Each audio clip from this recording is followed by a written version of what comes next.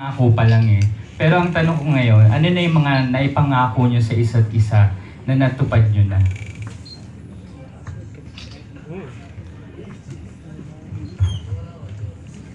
Kwento ko na yun. Mga nasa isip ko. Okay, kanina going here, tahimik lang ako sa kotse. Tapos may mga iniisip lang akong bagay. Tungkol kay Catherine din. Na grabe na rin pala yung pinagsamahan naming dalawa. Diba? Na sobrang napaproud lang ako kay Catherine sa lahat ng nararating din niya ngayon na magkasama kami dalawa. Na ako yung kasama niya sa lahat ng nararating niya ngayon. Very proud ako doon. And siguro, diba? May mga ganun pa. Masyado naging seryoso, sorry. Pero yun, very proud talaga. Very proud and very thankful sa lahat ng ano? Ako di katawa mo eh. Dahil yun nga na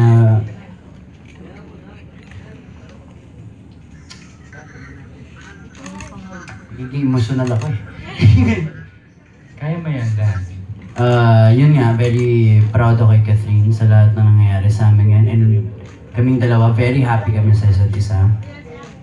Siguro sobrang para sa akin napakabait lang talaga ng Diyos. At ngayon, wala na akong hinahanap pang iba. Wala na akong kailangan pang iba. Pag iniisip ko, pagkagising ko kung may kulang pa ba sa akin, wala. Okay na ako. Gano'n na yung ano ko ngayon, estado ko. So, dahil din sa show na to, sobrang nag-mature ako sa show na to. Yun ang masasabi ko. Wala, gusto ko lang pasalamat sa inyo lahat and sa buong, sa mga lahat ng nakasama ko sa show. Thank you. Sobrang solid nitong pangako. So para ipinangako mo kay Catherine na kumbaga magiging mature ka na ganun ba ibig sabihin? Little matured na talaga ako. Ano lang, ang pinapangako ko sa kanya talaga, ayun, nandito ako para sa kanya. And hindi ko siya pababayaan. Hanggat ako ang kasama niya, magiging legend ka.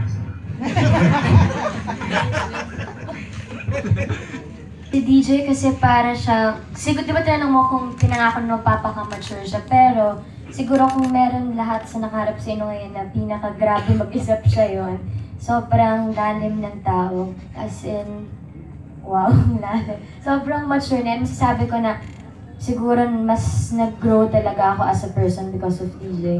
Yung mga sa simpleng bagay, sa mga pag-uusap sa mga tao, sa kung pag-handle ng mga problema ko, huwag ako agad ma-stress. As in, siya yung nagpa-realize sa akin ng maraming bagay. Laking pasasalamat ko dun. Siguro kung meron akong napangako sa kanya na masabi kong Nagawa mo na? Nagawa ko so far. Yung intindihin, sinabi namin na dapat intindihin namin yung isa't isa, na ang tagal na namin magkasama. Ngayon, ilang years ng 3 years na love team.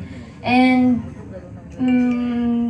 pwede na sa ilang years na yan na magkasawaan kayo, or dahil masyado nyo nang kilala yung isa't isa, it's either tanggapin mo yun or hindi mo tanggapin. Pero kaming dalawa, inintindi namin yung isa't isa, and naging open kaming pareho.